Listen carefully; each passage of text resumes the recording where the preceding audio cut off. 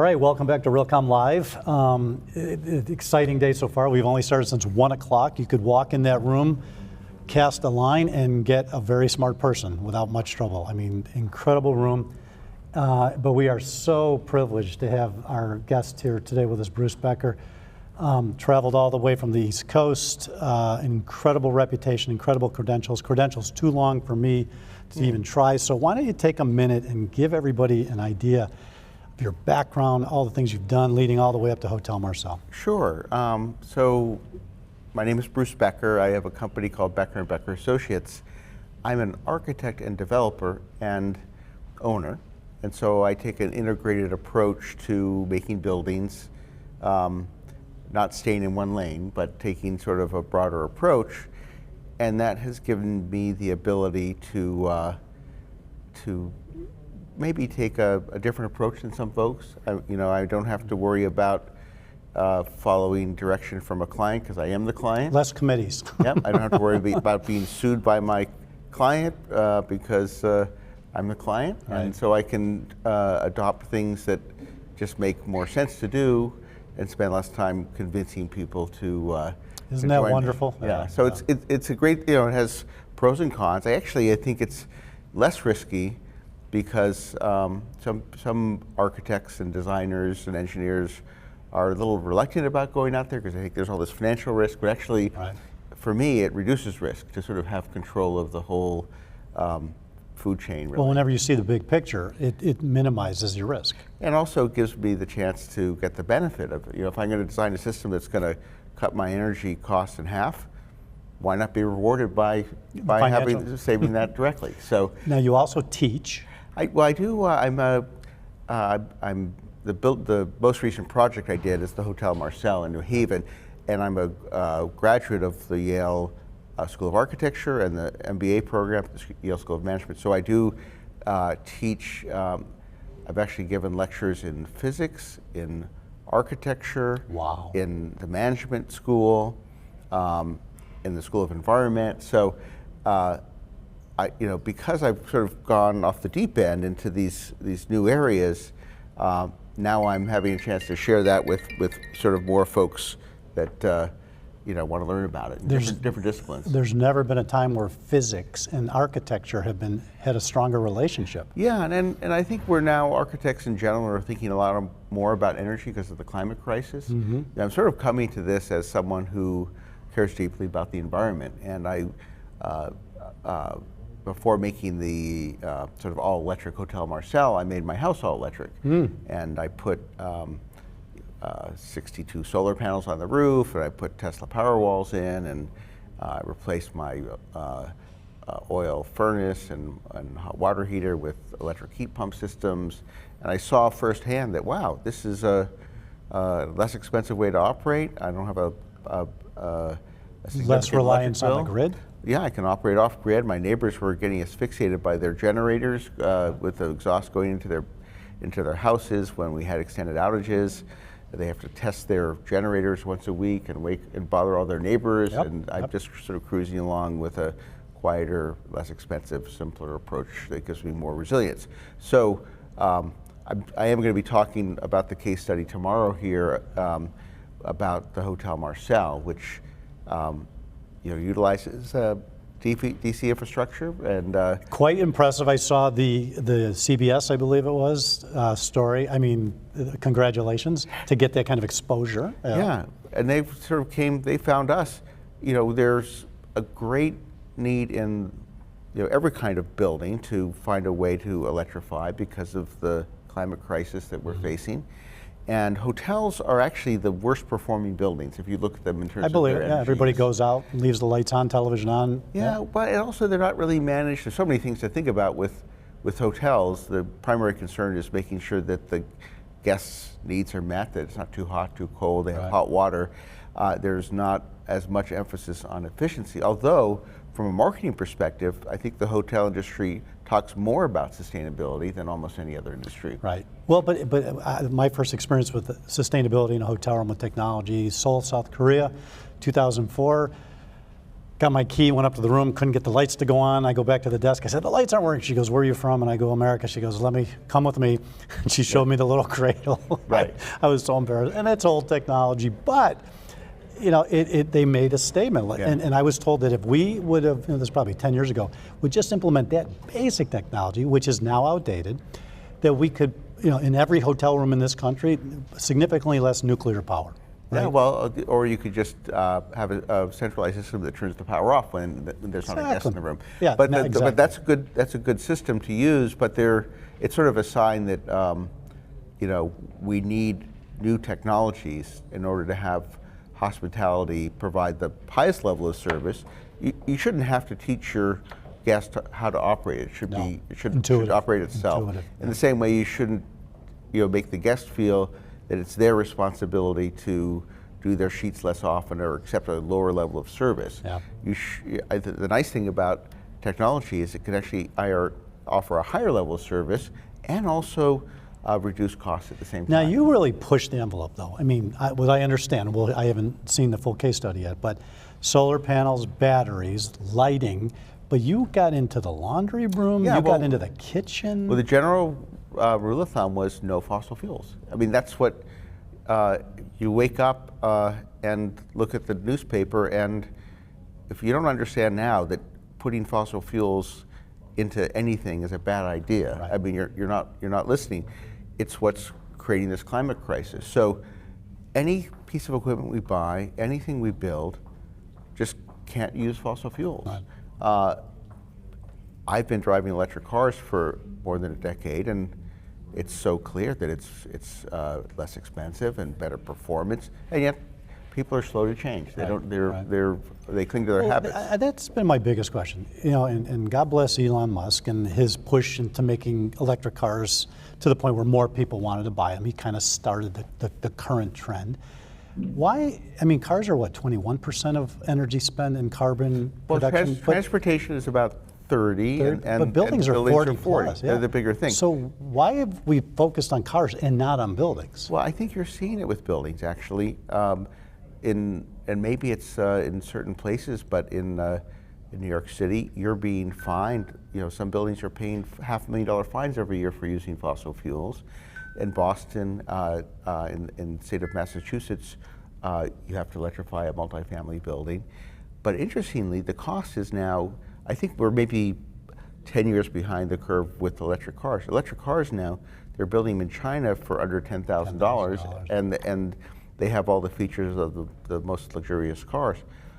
The same thing is happening with the building sector, where you can buy a heat pump hot water heater and install it for less than what it would cost to put in a gas-fired one. The induction cooktop in a commercial kitchen or your home is at cost parity.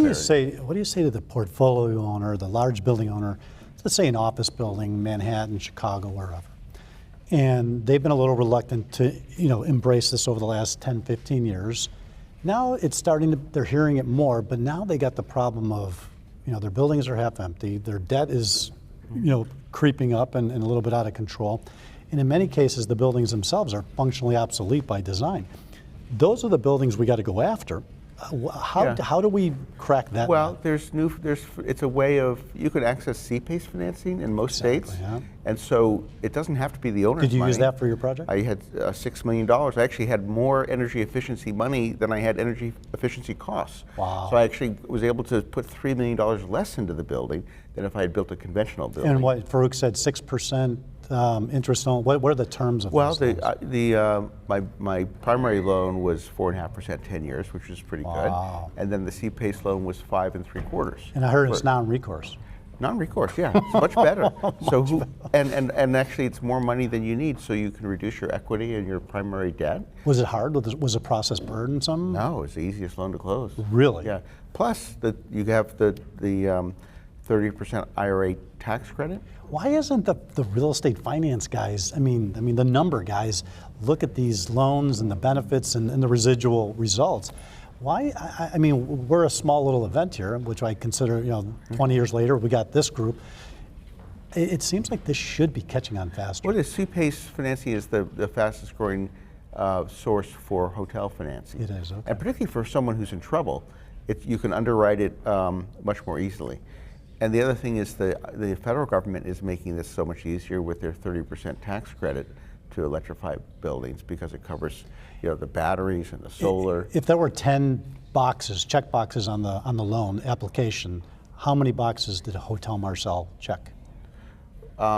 For You know, I mean, to do specific things to meet the sustainability objectives. Oh, we did I'm assuming all of them. We did right? everything. Yeah. Yeah. I mean, and then probably some they and- didn't even think about. Oh, we did twice as many things as we were required to do. But all of those things save us money and increase our NOI.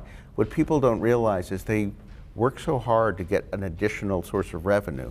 And part of this is the structure of hotels, because you have the brand, the hotel manager, and the owner. Right. The brand and the manager get paid a percentage of the gross, and they make all the decisions.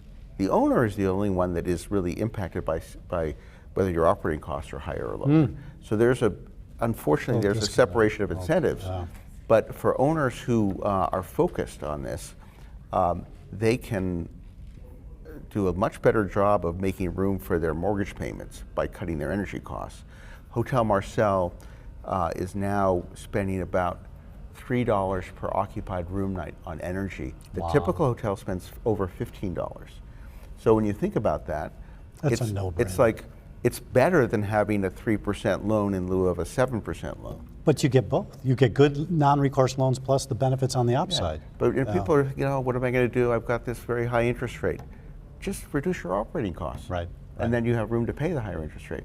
So what do you say to your peers, not the operating team, not the junior managers, the owner operator, the guy putting it on the line? Because we typically in our smart building conversations do not engage CEOs very often. We're usually relegated down. But this is a message that needs to get out to the owners. What do you say to them? Well, I've been thinking about that myself because I'm actually, I've been working with the brands, and what I'm finding out with the brands is they're focused on the gross revenue from their portfolio. So they're not as sensitive to saving money. Right. They are under pressure from investors with their ESG and reducing carbon footprints, and they've also pledged to reduce CO2 emissions by like 40% by 2030, which is pretty soon. That's pretty aggressive. So yeah. I think for the brands, we have to focus on the environmental benefits. Oddly, Yeah. they don't really care about the economic ones. For the owners, we have to talk about the economic ones because some of them are hurting, and if you could tell them that they could, you know, double their coverage of their loan, that would go a long way to persuading them. Because the economic argument is a very strong one. Yeah. One, because they don't actually have to come out of pocket to pay for this stuff. They just have to facilitate it and agree to do it. Right. As a result of that, the debt service that's associated with it is less than the savings that they get. So it's going to immediately increase their NOI, and it will not cost them anything out of pocket. So do you ever meet other real estate developers and have that conversation? What's their reaction? No, I have, and they usually hire me to help them actually. And I'm doing that with a couple, a guy in New York and a group that owns a portfolio of hotels in New England.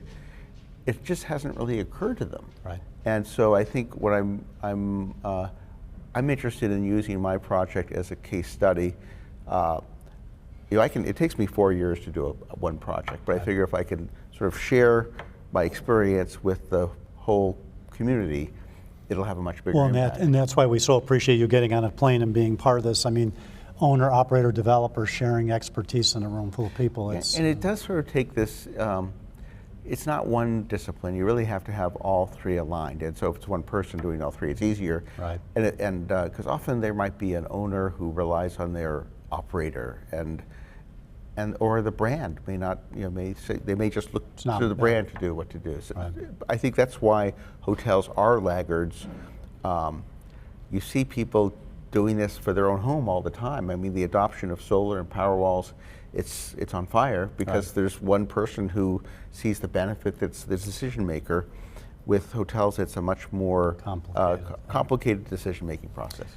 Final thought to the audience out there, what would you tell them? 30 seconds, what's the piece of advice? What do you nudge? Yeah. Well, I think that there's a carrot and a stick with electrification. It's coming. You can wait until you're seeing fines for burning fossil fuels, or you can adopt before that happens and start to see the economic benefit and avoid the penalty altogether. Yeah, and at the end of the day, real estate people, like corporate real estate, commercial owners, they're business people. And if you just take the time to look at all the things that go into it, from your loan financing to your operating expense, CapEx, it's getting to the point where it's so obvious, and it's just amazing more people don't see it. Yeah, there's a sense, oh gee, if I'm going to do something that's environmentally more sustainable, it's going to cost me something. Yeah. But the reality is, it will add to the economic benefits, and also it will be more comfortable. I think the next 24 months, we have a big debt issue in the real estate industry that we're going to deal with 24 and 25, and I think that's going to keep people playing defense as opposed to offense. Yeah, and then these buildings will get remade. They won't all end up being office buildings. They might be apartments or hotels, and so at that point you're putting new infrastructure in anyway. So might as well do it. Might as well do it the smarter way. Right, Bruce, you have no idea how glad I am you made it. I know you're a hard guy to get, and Farouk was tenacious. And he was, but I'm realizing that I'm really glad I'm here because you have somehow assembled all the movers and shakers, and I'm proud to be a part of this. Thank you so much. All right. Great. Excellent.